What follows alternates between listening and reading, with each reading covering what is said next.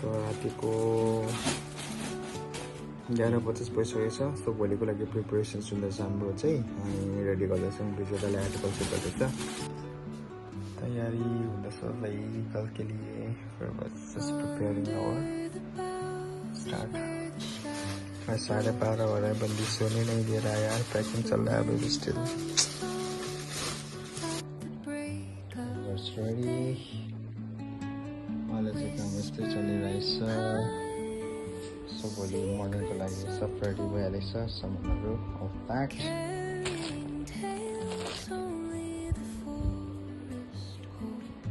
Dress पनि ready, अब फेरि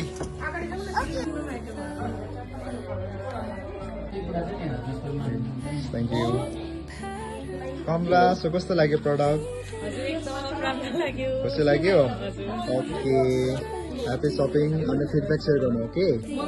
एकदमै राम्रो पाएँ मैले चाहिँ हो।